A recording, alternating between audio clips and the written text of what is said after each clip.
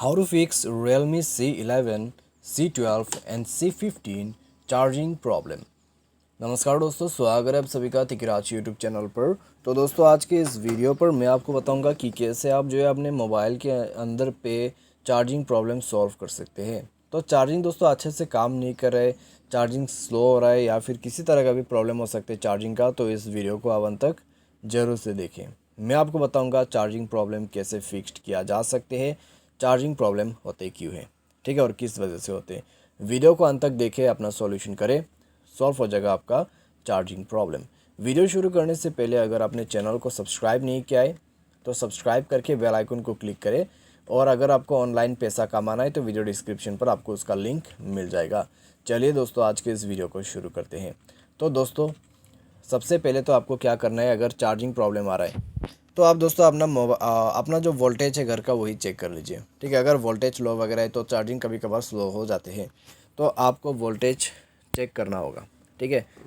तो अगर वोल्टेज काफ़ी लो है तो दोस्तों आप सिंपली क्या कीजिएगा, किसी अच्छे वोल्टेज, ठीक है, उसमें आप चेक करके देखिए। जब आपके वोल्टेज अच्छे हो जाएगा घर का तब आप चेक करके देख सकते हैं।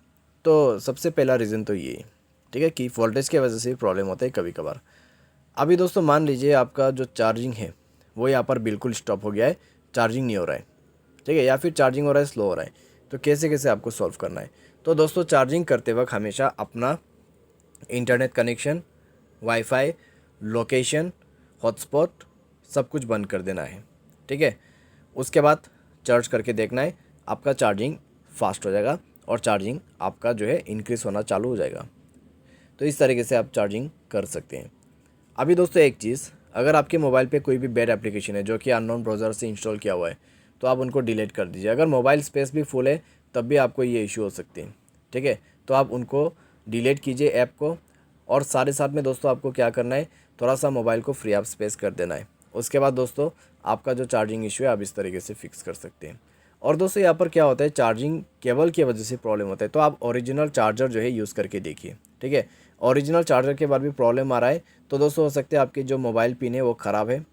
तो मोबाइल पिन दोस्तों आपको चेंज करने के लिए टेक्नीशियन के पास जाना होगा। सर्विस सेंटर पे भी जा सकते हैं या फिर कोई भी मार्केट में टेक्नीशियन मिल जाएगा आपको, उसके पास जाके फिक्स कर सकते हैं।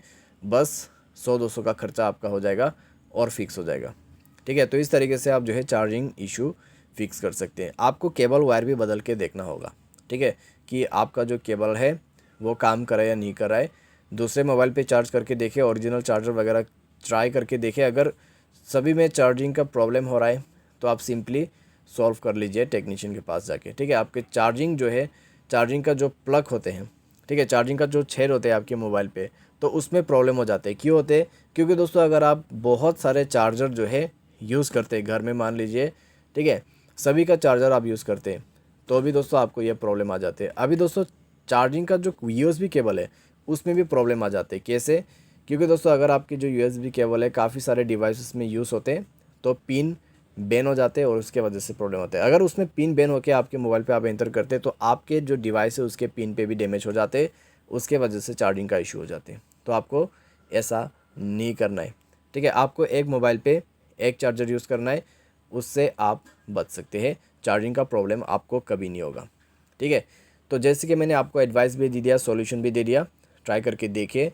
और दोस्तों मोबाइल सॉफ्टवेयर अपडेट नहीं है तो मोबाइल सॉफ्टवेयर को अपडेट ज़रूर से करना, ठीक है। मैंने आपको ऑलरेडी यहाँ पर कह दिया होगा शायद, तो आप मोबाइल सॉफ्टवेयर को भी अपडेट करके देखें।